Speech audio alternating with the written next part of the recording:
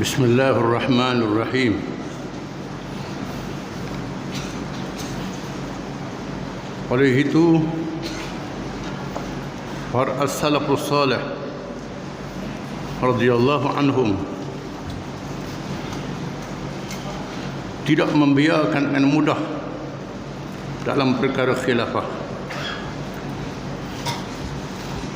Mereka tidak meminta jauh sekali dari berebut jawatannya, dan apabila diberi amanah, mereka bergantung teguh dengan perintah Allah dengan tidak mengira siapa, walaupun terhadap diri mereka sendiri. As-salafus salih ialah generasi awal umat Islam, iaitulah yang disebut oleh Nabi SAW, khairul quruni qarni, thumma alladhina yaluna, thumma alladhina yaluna. Sebaik-baik abadku, kemudian yang berikutnya, kemudian berikutnya. Abad yang pertama 1 hingga 100 hijrah, 200 hijrah sehingga 300 hijrah. Itu ialah zaman salaf. Yang paling hebat ialah para sahabat radhiyallahu anhum. Mereka yang hidup secara langsung bersama dengan Rasulullah sallallahu alaihi wasallam. Khususnya 10 orang sahabat yang dianggap sahabat yang paling besar, al-mubasysyirun bil jannah, yang dijanji syurga oleh Nabi sallallahu alaihi wasallam, iaitu Abu Bakar, Umar, Uthman, Ali, Abu Ubaidah, Abdurrahman bin Auf, Sa'ad bin Abi Waqqas, Az-Zubair bin Awam, Talhah bin Ubaidillah, dan Sa'id bin Zaid radhiyallahu anhu. Ini 10 orang sahabat dianggap sebagai majlis syura, ahli mesyuarat Nabi sallallahu alaihi wasallam. Diikuti oleh as-sabiqun al-awwalun, mereka yang awal-awal masuk Islam, khususnya ahli Badar,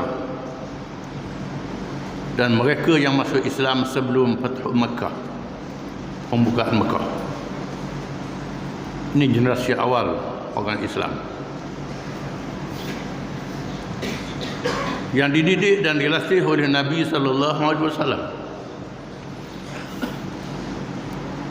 Ada yang Nabi terus lantik menjadi pemimpin, menggantinya Abu Bakar, Umar, Uthman, Ali, dan lain-lain daripada 10 orang ini, dan lain-lain lagi. Ada yang minta jabatan. Nabi berkata, ya Abu Dzar al-Ghifari radhiyallahu anhu, bila Nabi melantik orang-orang lain, dia menawarkan dirinya untuk dilantik dan bertanya, mengapa tak lantik saya? Nabi kata, ya Abu Dzar, innaha la amanah wa innaha yawmal qiyamati la nadamah. Wahai Abu Dzar, Ini adalah amanah, dan hari kiamat membawa penyesalan. Kalau kamu ambil, musesah hari kiamat. Kata Nabi pada Abu Dzar, Abdurrahman bin Samrah, nama dia Abdul Rahman, la tatlubul imarah fa in talabtaha wukilta alayka wa in u'inta biduni talabin wa inta alayha. Wahai Abdurrahman bin Samrah, jangan meminta jawatan. Sekiranya kamu minta, Tuhan bebankan pada kamu, Tuhan biarkan kamu punah dengan itu.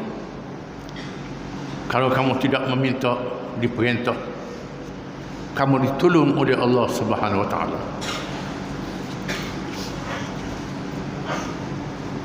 Kecuali dalam keadaan yang tertentu, suasana darurat, suasana yang membahayakan umat. Di masa itu, mereka yang ada kemampuan wajib menempilkan dirinya untuk menyelamatkan umat dia.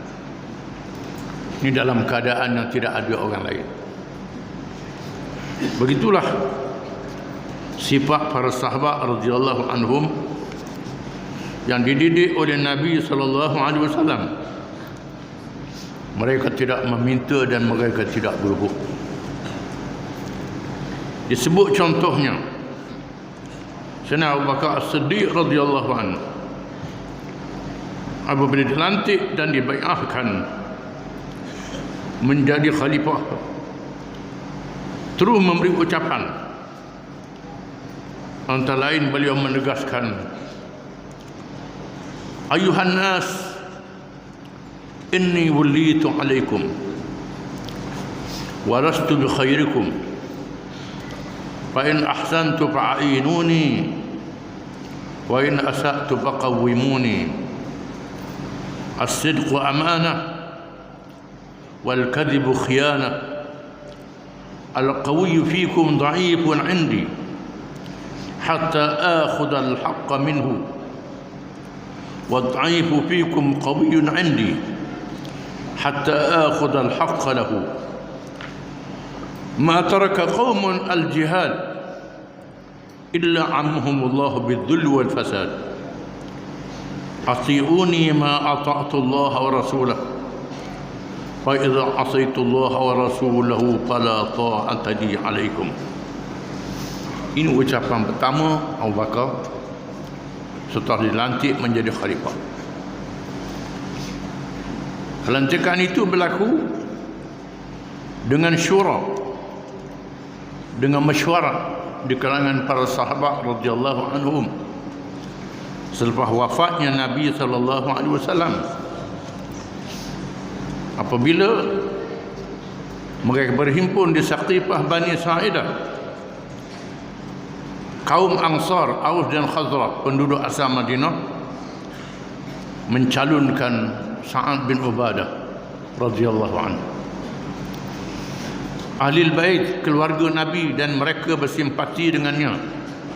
Abbas bin Abdul Muttalib, pak saudara Nabi, Az-Zubair bin Awam dan Talhah bin Ubaidillah radhiyallahu anhum mencalonkan Sayyidina Ali karramallahu wajhah.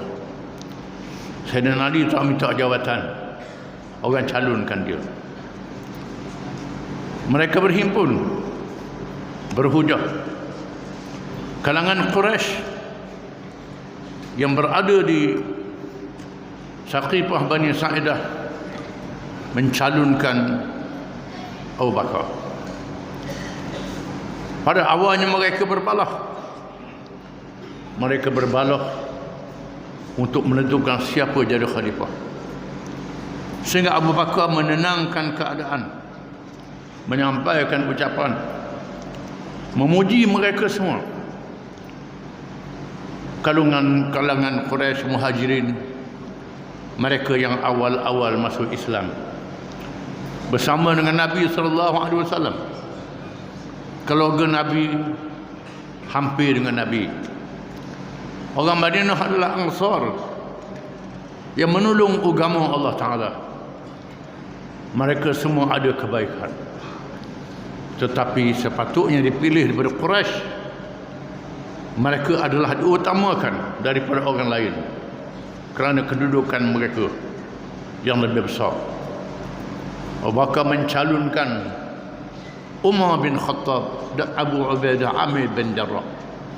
Kata Abu Bakar, aku mencalonkan dua orang ini, Umar dan Abu Ubaidah.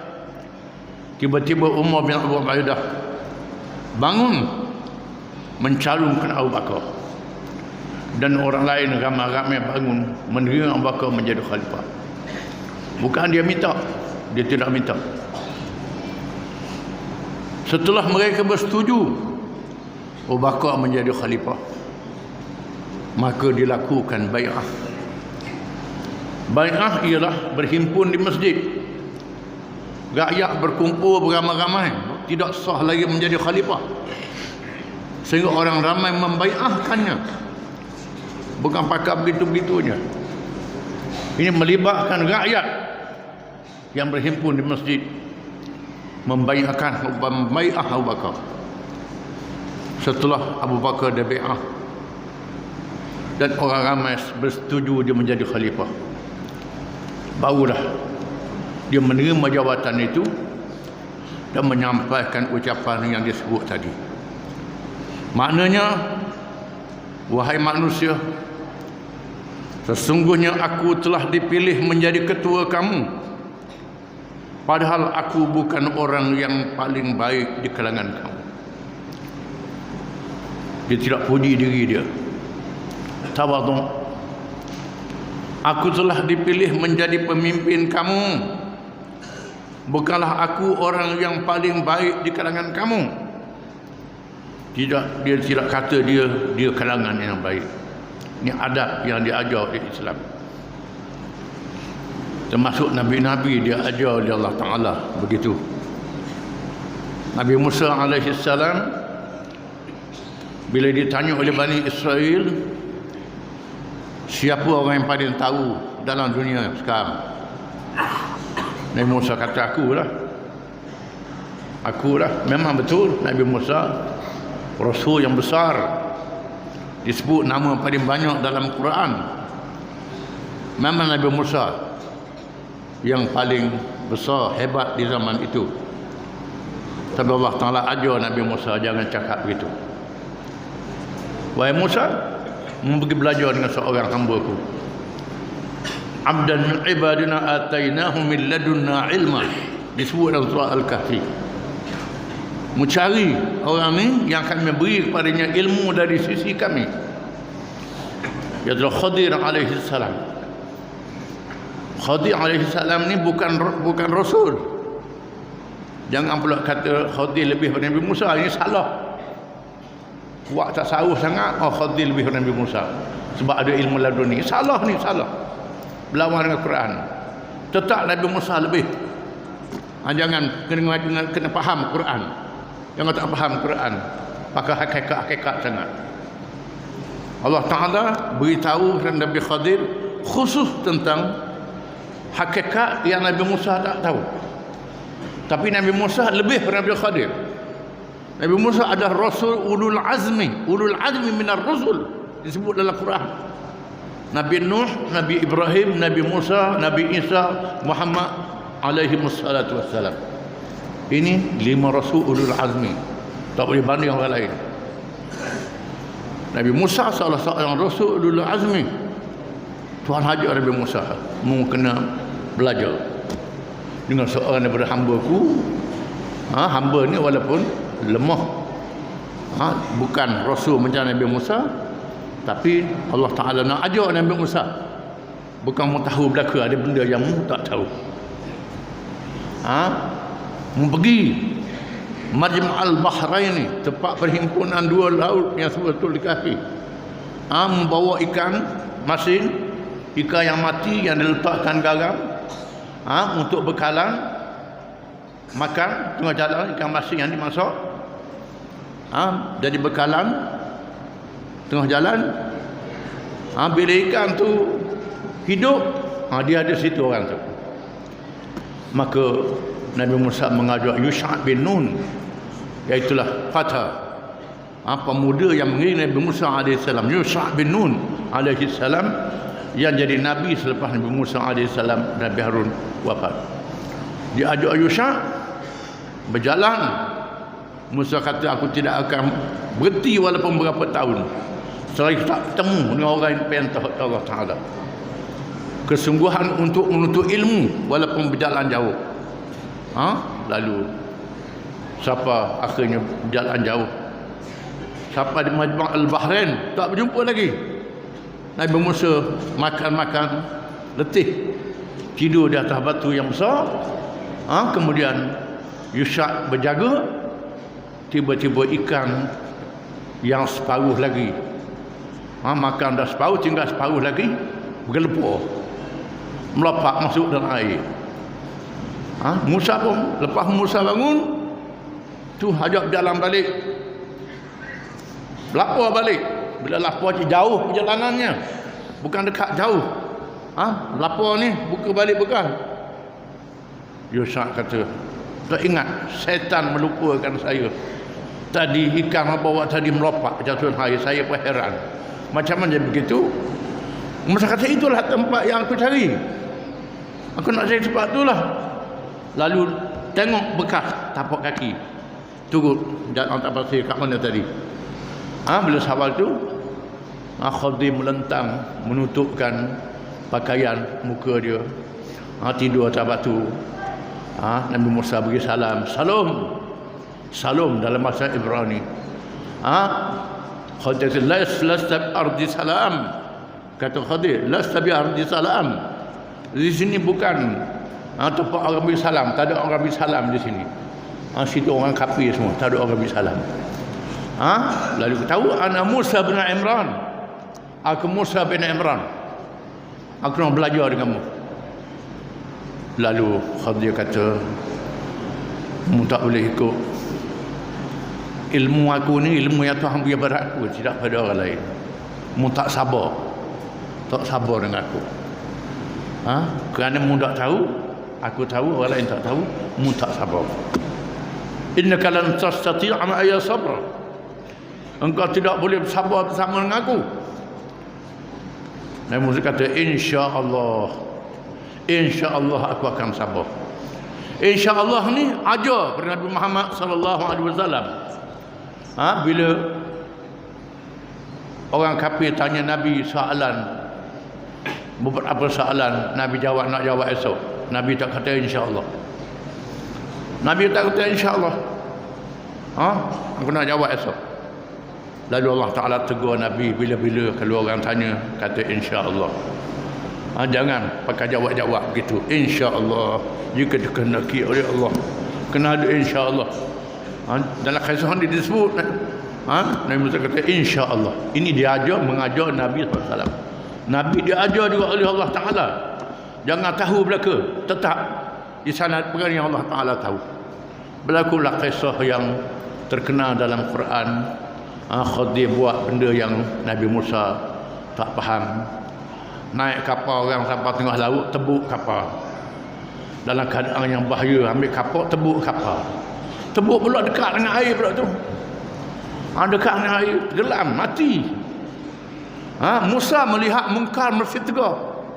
Ini seorang rasul melihat yang mungkar, dia kena tegur, tak boleh diam.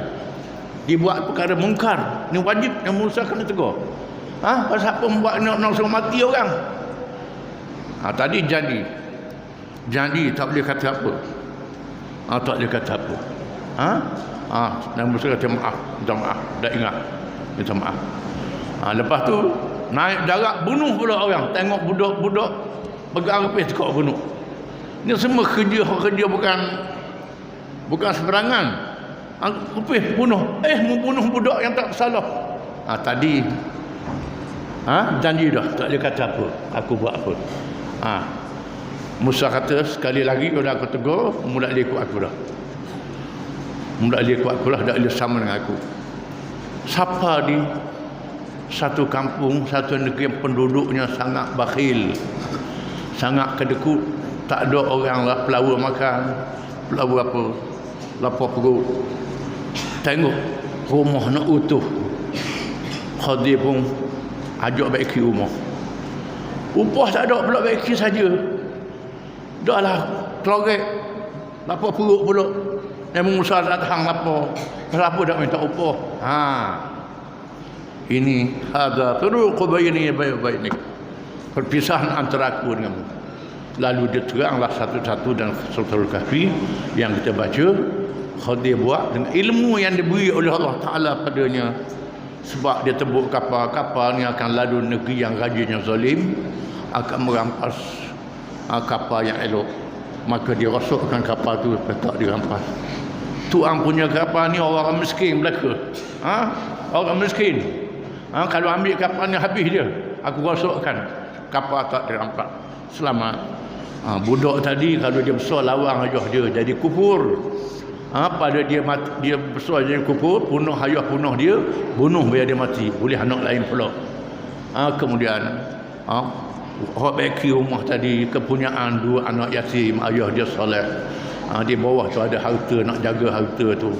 Harta tu semua ulama kata kitab ilmu, ada ulama kata harta, ulama kata pusaka ilmu ada dalam peti di bawah dinding itu. Ini semua ilmu yang Allah Ta'ala beri. Jadi Nabi-Nabi itu hang ajar. Jangan kata dia ni berasa lebih. Di sini Al-Baqarah kata, walastu bi khairikum. Aku bukan yang paling baik kalangan kamu. Ada lagi baik pada aku. Jika aku berlaku baik, berilah pertolongan kepadaku. Kalau aku baik, betul tolong aku. Jika aku berlaku tidak baik, maka perbetulkan aku. Kalau aku menyeleweng, perbetulkan aku. Benar adalah amanah, bohong adalah khianat. Jangan bila aku jadi pemimpin, mengaku, berjumpa dengan aku betul belaka tak ada orang salah. Bila aku buat salah, senyap. Bila aku buat salah, puji juga. Merosakkan aku, jangan. Ini khianat. Kalau aku buat salah, kata ini salah. Kalau betul, tolong. Disebut dalam hadis, bila Allah Ta'ala menghendaki seseorang pemimpin itu baik, Allah Ta'ala idza radi amirin khairan ja'alahu wazira sidqin in sadaqa anahu wa in akhta'a nasahahu. Kalau Allah Ta'ala menghendaki seorang pemimpin itu baik, Allah Ta'ala jadikan penolong dia, penolong yang baik. Kalau dia lupa diperingatkan, dia betul ditolong. Kalau Allah nak jadikan pemimpin tu buruk, Allah Ta'ala jadikan di sisi dia orang-orang yang jahat. Kalau dia betul, tak ditolongnya. Kalau dia salah, tak diperbetulkannya. Ini Nabi sebut begitu. Sekiranya aku betul, tolong. Kalau aku salah, maka berbetulkan aku. Orang yang kuat kalangan kamu adalah lemah di sisiku, sehingga aku mengambil daripada hak orang yang lemah. Orang yang kuat kalangan kamu lemah sisi aku. Aku akan hukum dia kalau dia buat zalim pada orang yang lemah. Dan orang yang lemah di sisiku adalah kuat di sisiku. Aku mengambil hak untuknya. Orang yang lemah kuat pada aku akan beri hak pada dia. Tiadalah sesuatu kaum itu meninggalkan jihad, malaikat Allah menurunkan bencana kehinaan dan keburukan kepada mereka secara menyeluruh. Mana-mana kaum yang meninggalkan perjuangan, Allah Ta'ala hinakan kaum itu. Kita rasa Arab hari ini jadi hina. Arab jadi hina. Orang Yahudi dalam 230 juta, orang Arab 100 juta. Hina. Pasal apa? Tidak berjuang. Kita Melayu pun sama. Kita ramai pada orang bukan Islam. Orang bukan Islam sikit je. Kita hina. Pasal apa? Kita tak berjihad menegakkan agama Allah. Mana kena ingat. Kita tidak menegakkan agama Allah, jadi hina. Bencana umum, taatlah kepada aku selagi aku taat kepada Allah dan Rasul. Jika sekiranya aku tidak taat kepada Allah dan Rasul, maka janganlah kamu taat kepadaku. Kalau aku betul taat kepada Allah dan Rasul, taat pada aku. Kalau aku tak taat kepada Allah dan Rasul, jangan taat. Kalau aku suruh benda yang maksiat, jangan taat. Ni dok benda yang maksiat ikut juga. Pasal apa? Kalau saya ikut dah naik pakak. Dah naik pakak. Kerana nak naik pakak, ketua suruh hak salah pun buat juga. Pasal apa? Nak naik pakak. Ini salah. Kalau ikut, masuk neraka dengan ketua yang salah itu. Dengan sebab itu, kena betul. Ini adab yang diajar oleh Sayyidina Abu Bakar dalam memimpin negara, memimpin umat. Amir Umar bin Khattab, wallahu a'lam.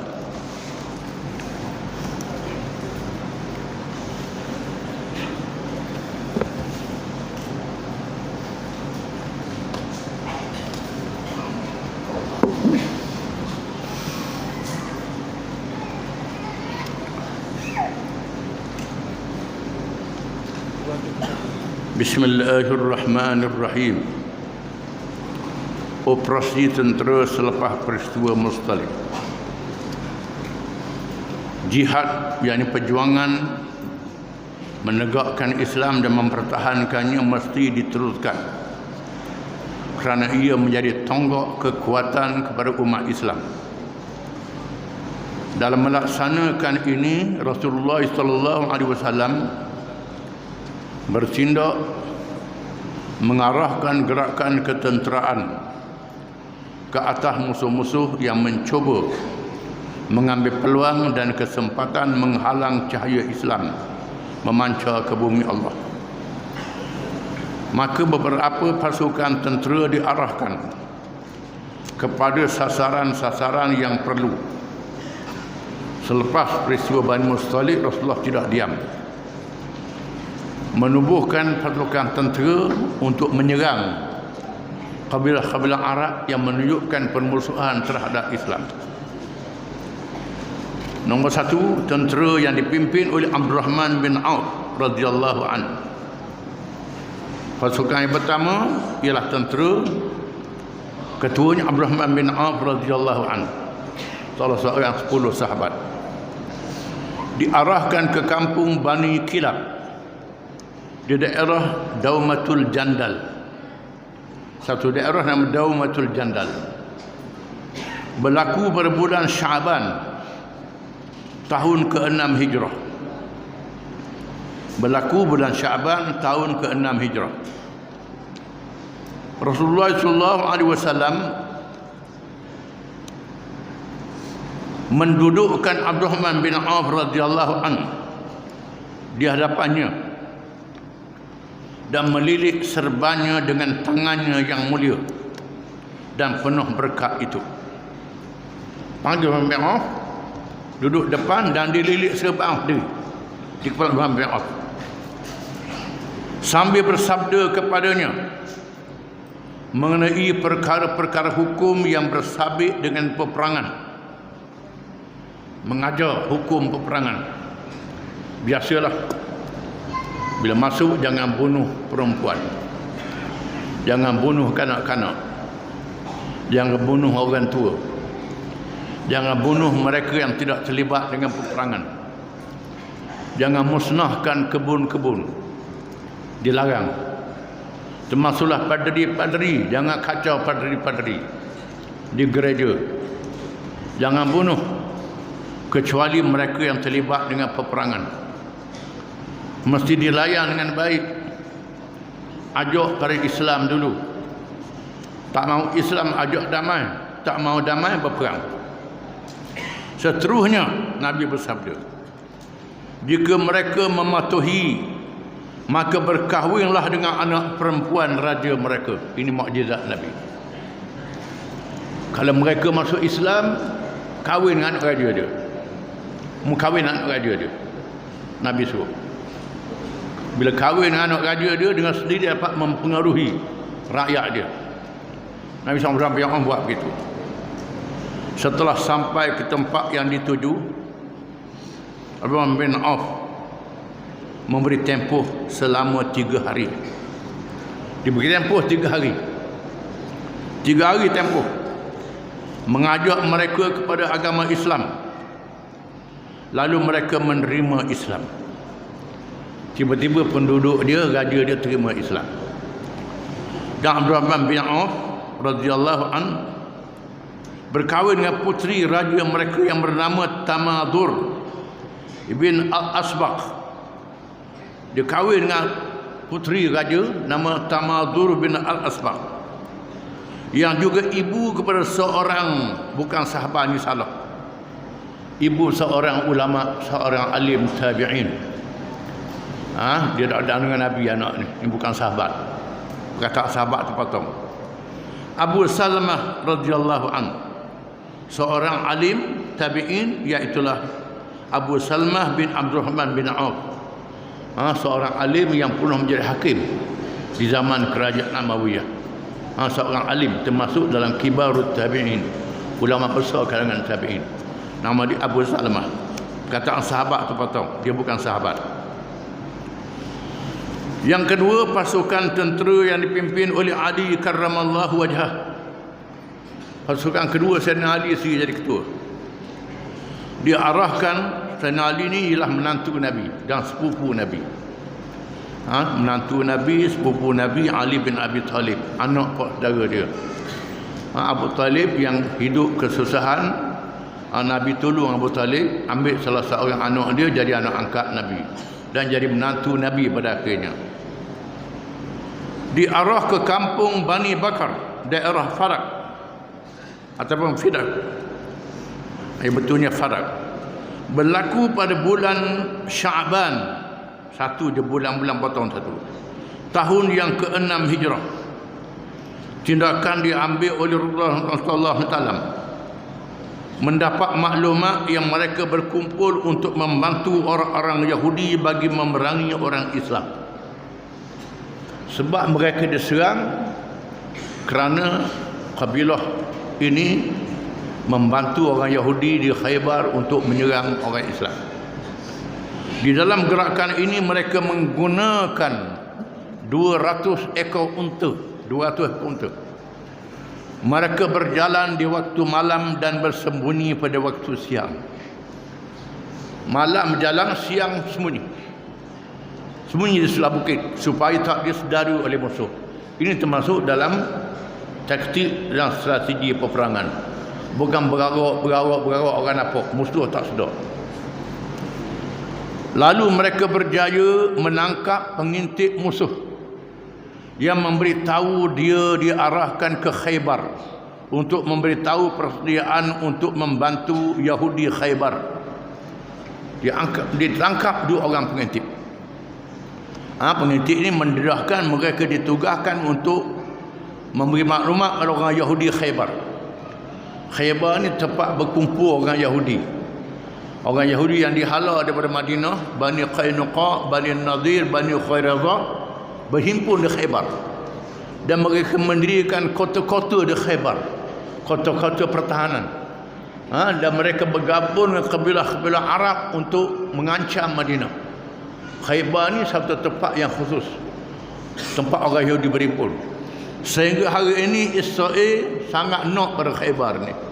Ini masuk dalam peta yang dicadang oleh Israel untuk ditawan kalau berlaku peperangan dengan Yahudi. Khaybar. Pengintip itu memberitahu tempat berkumpul bala tentera Bani Sa'ad.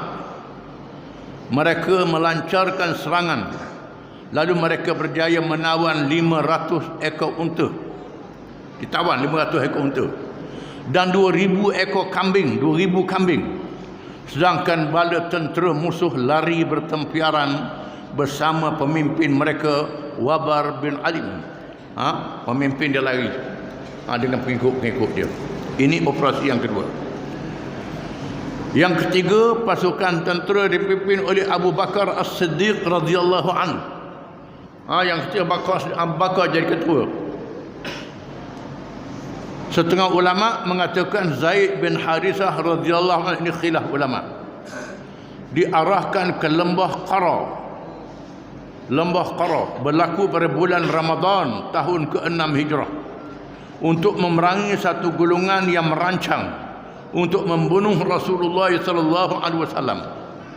Ketua mereka bernama Ummu Firqah. Dia menyediakan 30 orang pahlawan berkuda di kalangan keluarganya untuk melaksanakan rancangan jahat itu, membunuh Nabi. Akhirnya mereka semua berjaya dibunuh oleh bala tentera Islam. Tentera berjaya membunuh semua pasukan ini. Yang keempat, pasukan tentera yang berjumlah 20 orang yang dipimpin oleh Karaz bin Jabir Al-Fihri kepada satu golongan berkabilah Arniyin dari daerah Aqal dan Urainah. Mereka datang ke Madinah, kononnya masuk Islam. Mereka datang ke Madinah, kononnya masuk Islam, tapi tipu. Membuat kacau dengan mengotorkan dengan najis. Rasulullah SAW menghukum mereka berada di tempat kumpulan unta dan menyuruh mereka supaya minum susu unta dan air kencingnya. Mengikut satu riwayat mengatakan kabilah ni datang membawa penyakit wabak, sejenis penyakit yang membahaya. Lalu Nabi suruh mereka pergi berobat di tempat unta wakaf, unta wakaf. Pergi kawasan itu, kamu minum susu unta dengan air kecil unta, buat obat. Di sini jadi hukum menunjukkan bahawa najis boleh digunakan untuk buat obat. Ada dalilnya. Dalilnya ini Nabi suruh berobat dengan susu dan air kecil unta dengan kadar yang disukat, berkapal-kapal itu. Tiba-tiba mereka membunuh gembala Rasulullah sallallahu alaihi wasallam dan melarikan unta dan menjadi murtad. Tiba-tiba sudahlah baik sakit. Tak disebut baik sakit, disebut dalam Sahih Bukhari. Sakitnya baik, lepas baik sakitnya bunuh gembala unta. Gembala unta dibunuh dan unta dibuat lari, merampok. Ini jahat. Merampok. Maka pasukan tersebut diarah supaya memburu mereka. Rasulullah SAW sangat murka sehingga berdoa supaya Allah memalingkan penglihatan mereka ke arah untuk melarikan diri. Nabi doa, jangan mereka berjumpa jalan. Akhirnya mereka berjaya ditawan. Lalu dibawa ke Hirah dan tindakan keras dikenakan kepada mereka dengan potong tangan mereka sebagai qisas ke atas apa yang dilakukan kepada gembala Rasulullah SAW. Mengikut riwayatnya, mereka dihukum potong tangan di sini. Satu riwayat bukan potong tangan, iaitulah dicungkil ke mata mereka, dicolek mata mereka dua-dua belah, lepas di padang pasir. Ini mengikut riwayat. Lepas pasir, pada masa itu belum lagi turun ayat hudud hirabah. Ayat hirabah. An yuqattalu innama jazal yuhibbunallahu rasulahu yas'una fil ardi fasadan an yuqattalu aw yusallabu aw tuqta'a aydihim wa arjuluhum min khilafin aw yunfau min al-ard. Surah Al-Maidah. Sesungguhnya mereka melakukan kesalahan hirabah. Hirabah ialah yang merampok, yang menyamun, yang membuat kacau bilau, mengancam orang. An yuqattalu, hendaklah dibunuh kalau dia bunuh orang. Au yusallabu, dibunuh dan disalib di batang kayu. Au tuqta'a aydihim wa arjuluhum min khilaf, dipotong tangan dan kaki kalau diambil harta. Kalau ambil harta, kerak tangan kanan, kaki kiri, atau tangan kiri, kaki kanan. Kerak. Ini hukuman dia. Au yunfau minal ard, ataupun dibuang daerah. Kalau sekiranya tak sempat ambil harta, tak bunuh orang, dibuang daerah. Ini hukum hudud yang disebut dalam Al-Quran Al-Karim terhadap perampok penyamun. Belum lagi ayat ni turun, maka Nabi suruh cokeh mata. Cokeh mata, jahat dah lalu, lepas dia pada pasir, biar mati kering pada pasir. Kerana terlalu jahat, sudahlah ditolong berobat daripada sakit, lepas baik sakit, bunuh pula gembala unta, buat lari unta. Ini sangat jahat. Sehingga Allah Ta'ala turunkan ayat dalam surah Al-Maidah yang disebut tadi. Semua gerakan tentera tersebut dilakukan hanyalah untuk meninjau kekuatan musuh dan menggerakkan mereka, atau dengan makna melancarkan perang saraf, menggerunkan merekanya untuk menikah itu, dan menggerunkan mereka, bukan menggerakkan mereka, atau dengan makna melancarkan perang saraf lebih banyak daripada bertujuan perang bersenjata. kerana gerakan-gerakan tersebut tidaklah mencetuskan pertempuran kecuali secara kecil-kecilan sahaja. Wallahu alam. Itu operasi selepas Bani Qainuqa, selepas Bani Mustaliq.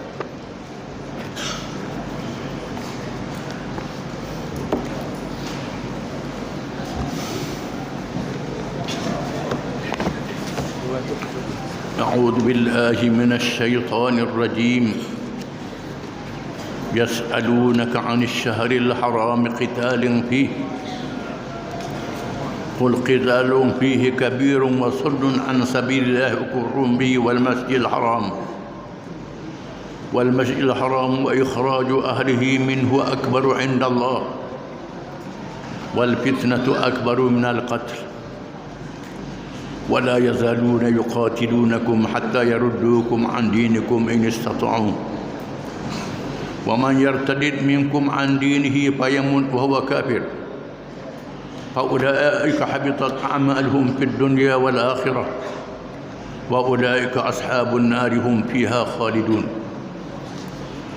إن الذين آمنوا والذين هاجروا وجاهدوا في سبيل الله أولئك يرجون رحمة الله Wallahu ghafurur rahim.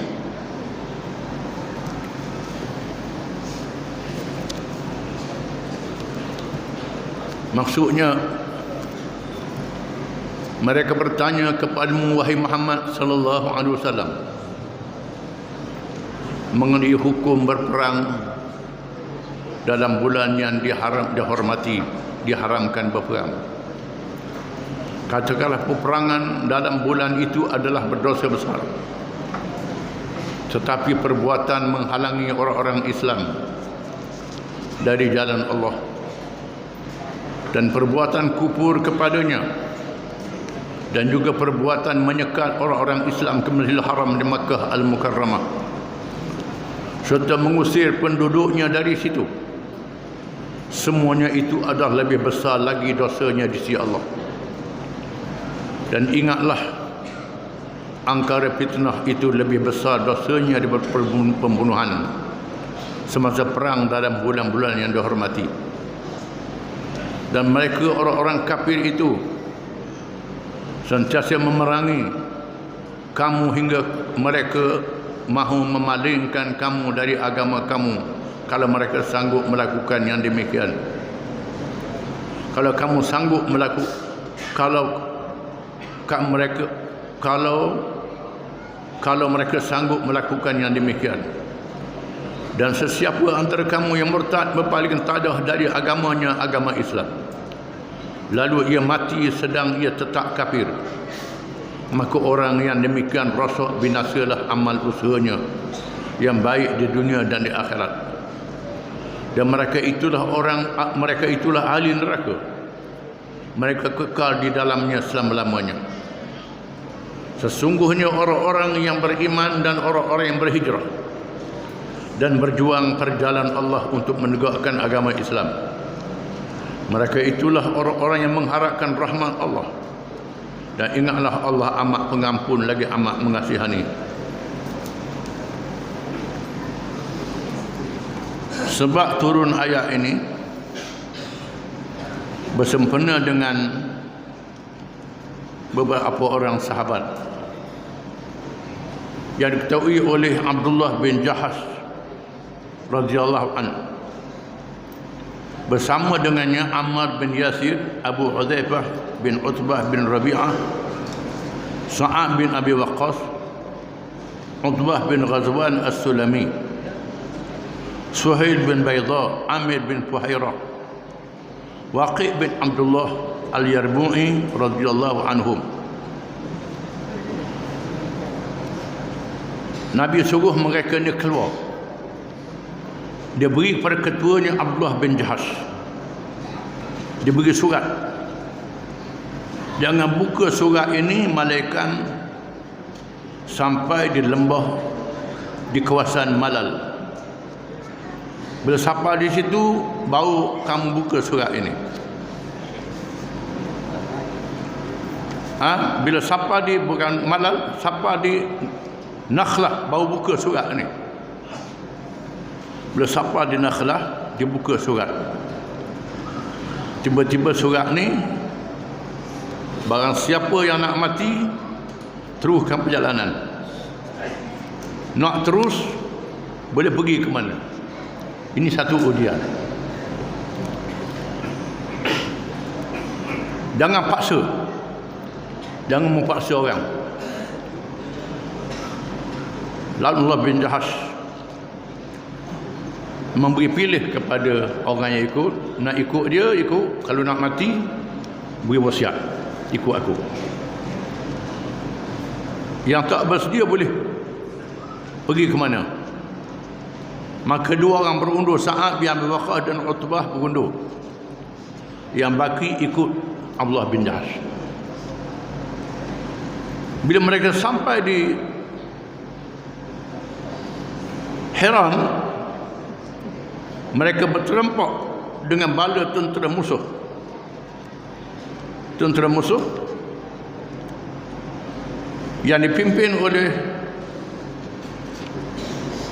ketua musyrikin Ammar bin Al-Hadrami, yang ada di dalamnya Hakam bin Kisan,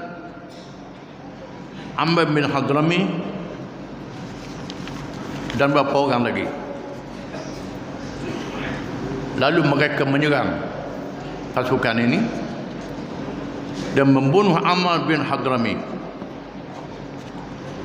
menawan dua orang, Hakam bin Hisam, Uthman bin Abdullah. Ini ditawan, kemudian dirampas unta dan barang-barangnya. Bila mereka balik ke Madinah, terdedah bahawa mereka berada di akhir bulan Jumadal Ula ataupun awal bulan Rajab. Kalau masuk malam bulan Rajab, bermakna bulan yang diharamkan berperang.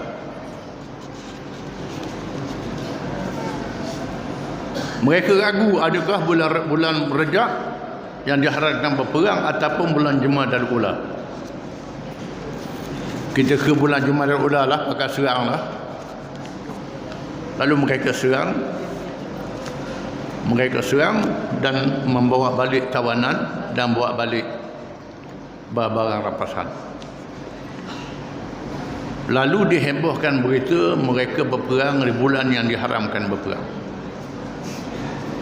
Walaupun bulan ini dihormati oleh orang-orang jahiliah sebelum Islam lagi, dan Islam mendahulukan perdamaian daripada peperangan. Islam menerima adat ini. Tak dibenarkan orang Islam berperang pada bulan Rajab, bulan Zulqa'dah, Zulhijjah dan bulan Muharram, bulan yang diharamkan berperang. Tak boleh. Dikatakan mereka berperang bulan Rajab. Lalu Nabi menahan rampasan ini. Nabi tahan, tak ambil dan tak bagi, termasuk tawanan. Dan menjadi perbualan di kalangan para sahabat radhiyallahu anhum. Dan orang-orang Quraisy datang untuk menebus dua tawanan ini. Nabi tak benar, sehingga minta penjelasan. Bila orang kafir tahu, orang Yahudi tahu desah-desuh ini, mereka sebarkan begitu bahawa Muhammad dan pengikutnya setelah melanggar pantang larang berperang bulan yang diharamkan. Islam apa begini? Tuhan tak beri perang, ke perang juga. Ini peluang. Maka duka cita Abdullah bin Jahash dan rakan-rakannya dicemuh oleh kawan dia. Orang kafir pula kata begitu. Nabi pula tak terima rampasan perang. Mereka ni dalam keadaan sedih. Lalu Allah menurunkan ayat yang dibaca tadi. Yas'alunaka 'anil syahril haram qitalin fihi. Mereka bertanyakan engkau Muhammad berkenaan bulan yang diharamkan berperang, dari segi berperang padanya. Qul qitalun fihi kabirun. katakanlah berperang pada bulan itu besar dosanya dan kesalahannya. Wasaddun an sabilillah, dan menghalang orang perjalanan Allah. Wa kufrum bihi, dan mengkafir kufur terhadap Allah. Wal masjidil haram, dan melakukan pencabulan terhadap masjid haram. Wa ikhraju ahlihi minhu, dan menghalau penduduknya kerana masuk Islam. Akbaru indallah, lebih besar dosa di sisi Allah. Allah Ta'ala bela sahabat-sahabat ni.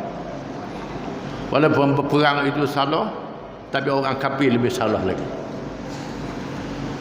Mereka menghalang orang berjalan Allah, kufur terhadap Allah, mencabuli masjid haram, menghalau penduduknya kerana beriman, lebih besar dosanya di sisi Allah. Wal fitnatu akbaru minal qatl, dan menyebarkan fitnah lebih besar dosa daripada membunuh. Allah Ta'ala kata, waktu kan sabar fitnah ni lebih besar dosa lagi.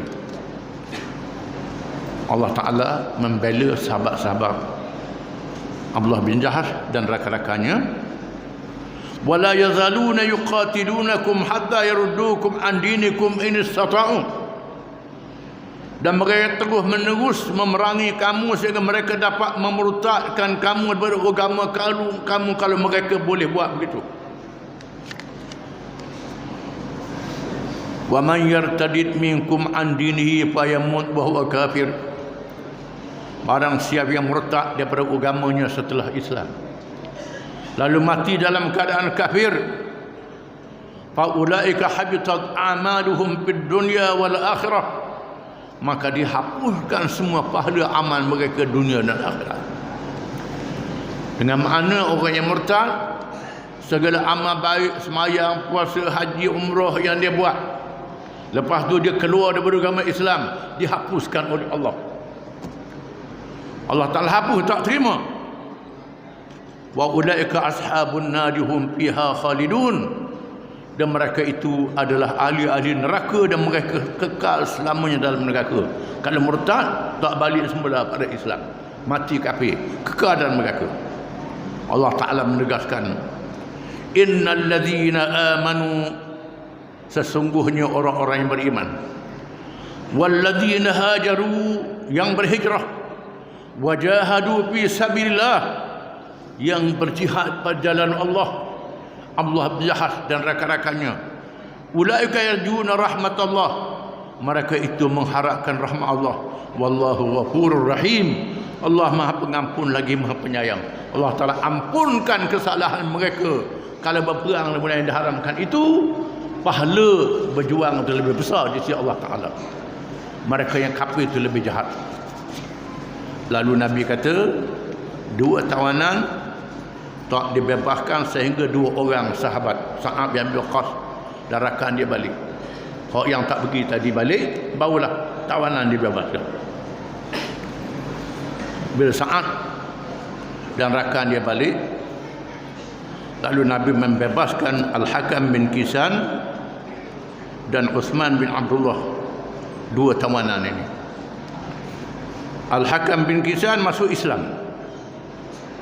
Al-Hakam bin Kisan masuk Islam dan kuat Islamnya, duduk di Madinah bersama dengan Nabi SAW dan gugur syahid dalam peristiwa Bi'ru Ma'unah. Dia beri kelebihan mati syahid. Bi'ru Ma'unah yang terkenal, yang Jabal Qisas ni, termasuk dia.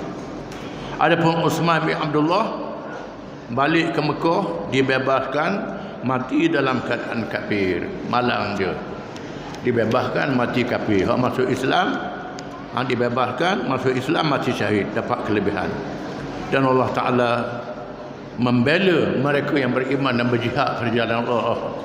Dosa-dosa mereka diampun oleh Allah Ta'ala, amal mereka diterima oleh Allah Ta'ala. Berbeza dengan orang yang murtad, dia tolak amalannya. Orang yang kafir terus menerus memerangi kamu sampai bila-bila selagi mereka kafir. Ini perikatan Allah kepada mereka yang beriman. Wallahu a'lam.